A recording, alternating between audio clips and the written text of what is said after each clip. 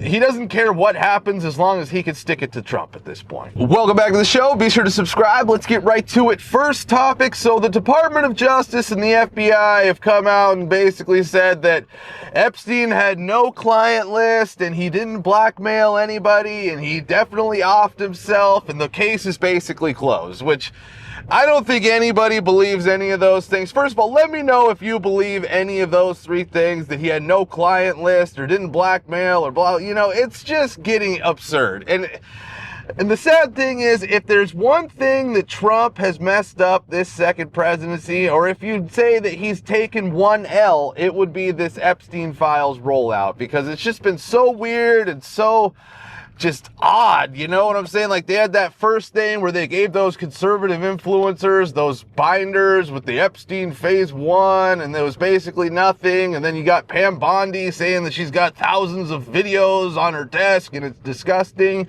Then you got Kash Patel and Dan Bongino coming out in like the weirdest interview ever, where they're just completely uncomfortable and they know that basically nobody's going to believe what they're saying, and they claim that, like, yeah, no, he did kill himself, there's video now, even though they said there was never video. Like, the camera malfunctioned in the jail. It's just wild. And yeah, it's like, this is a terrible situation for Trump because it's making Trump look bad. I mean, I don't know what the actual situation is. Maybe they don't want to roll out the files because Trump wants to have leverage over some very powerful people. I don't know. That's been floated out there. But either way, if there's one L that Trump has taken in this latest presidency, it's the Epstein rollout. And I frankly, they just got to give it to the people straight and just say, here it is. I don't think Trump's involved in anything as far as being in the files or whatever. I just think it's deeper than that, and who knows what's really going on. We're probably never going to get the real truth. That's just what we have to come to terms with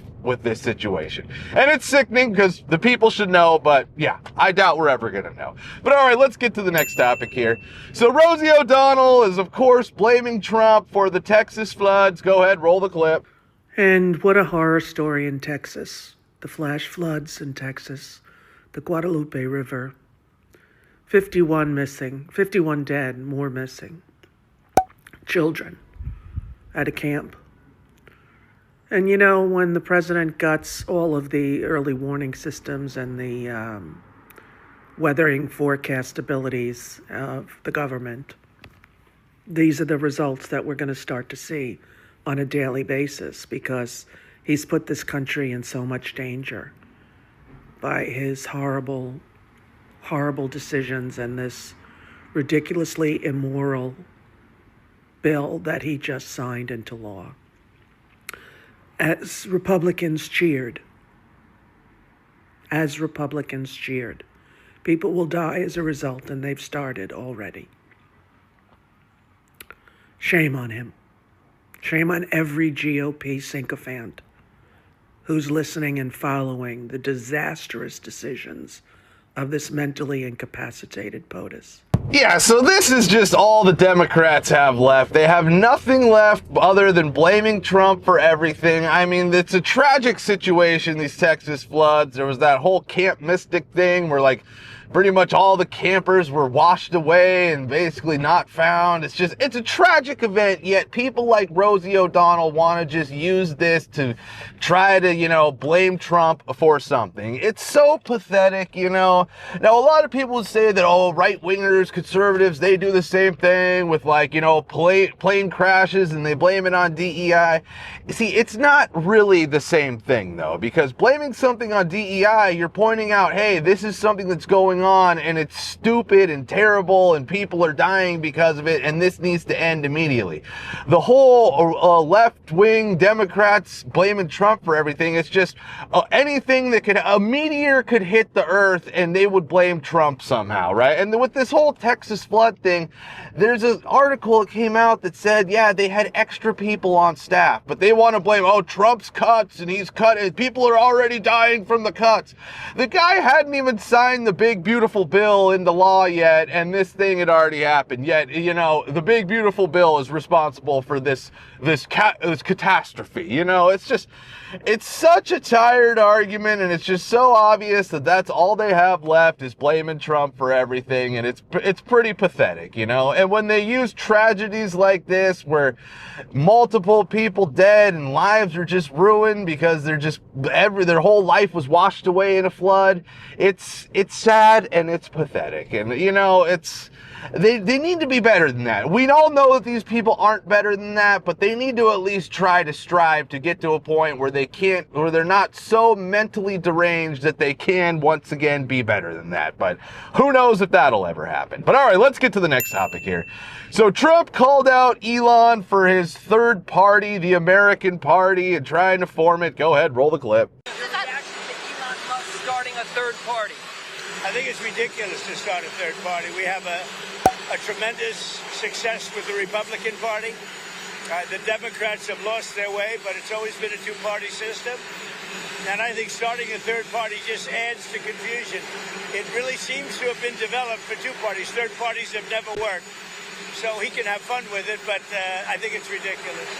Yeah, so to all the people out there, like, oh yeah, of course I want an American party. The third party, it's, you know, it's like Trump says, all it's going to do is divide the Republican Party. Because do you think Elon's going to go out there spouting off stuff about the American Party that appeals to the Democrats? No, the Democrats are still going to hate Elon and hate the Democrat part, or the American Party, and, you know, they're not going to want any part of it.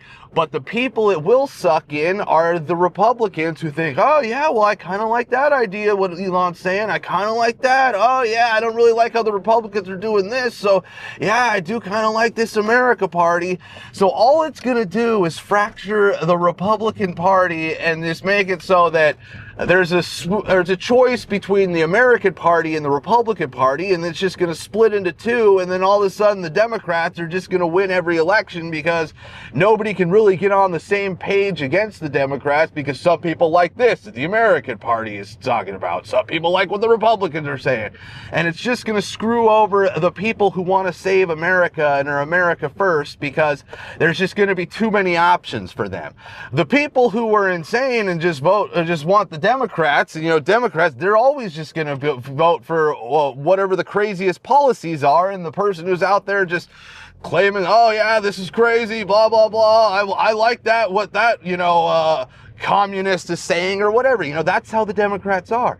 So it's a terrible idea, and Elon is just looking like the jilted lover who just can't stand that the man is off winning and killing it after, you know, the breakup. And it's just like, come on, Elon, you're better than that. And every time you see his tweets, it's like, is the guy just tweeting at air these days? Because it's like the same tweet over and over, like, oh, America needs a third party. And then what, is everybody just like, oh my God, yeah, it's just getting a little weird and just a little like, you know, pathetic, honestly, you know, because you could totally tell the guy's just trying to stick it to Trump, and like, he doesn't care what happens as long as he can stick it to Trump at this point. But all right, let's get to the next topic here.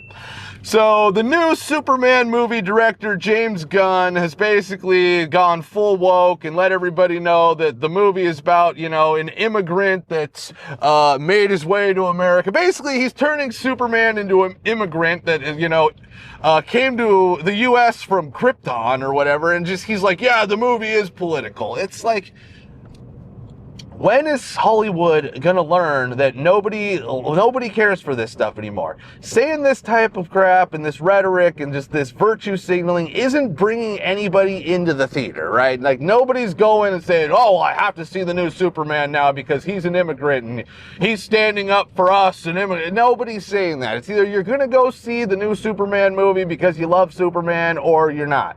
But when the director comes out and says stupid crap like this, it's gonna cause people like myself, who don't even really care about Superman and are indifferent on it, to definitely not see the movie. You know, I don't want to go see this movie now because I don't want to support a director that's woke and, you know, like, saying these stupid types of things and making Superman political. It's just, it's so stupid. And like the fact that like all you really get these days are Superman movies and Fantastic Fours and the Avengers, you know, Hollywood is just so terrible, and it has zero, you know, just originality whatsoever anymore, right? Like, are you guys tired of seeing all Avengers movies, or basically every year, you know, every summer blockbuster is a superhero movie, you know? Like, it's like, give me a break. Give me something real. You know, at least I went and saw that F1 movie with Brad Pitt, and it was good. You know, it was pretty good. And it wasn't all CGI, and it was actually like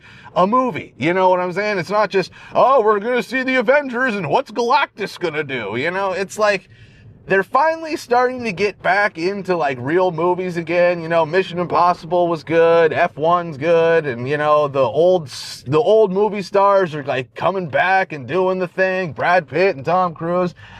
But yeah, I mean, are you gonna go see Superman, especially after the director's coming out and talking about how woke it is, and basically, you know, it supports immigrants and blah, blah, blah? I don't think you're gonna want to see it. And frankly, I don't really think you want to see Superman 50 anyways. Although I will give it, you know, Superman's been around forever, and it's been like a, you know, a franchise, and it's a thing, you know, just like Batman. But yeah, these Avengers movies, I mean, people are sick of them. Nobody wants to see that crap anymore. Give me stuff like Superbad. You know, why don't we see any more Superbads, or, you know, those types of, you know, 10 Things I Hate About You. You don't get any of those 90s classics anymore. The rom-coms, or whatever the hell you want to call them. You know, the teen flicks. Those were the greatest movies of the 90s, and we basically just don't see any of that stuff anymore. It's pathetic, because all moviegoers go to now is Avengers 29, and that's it. But all right, that's it for today. Be sure to like, subscribe, and we'll be seeing you.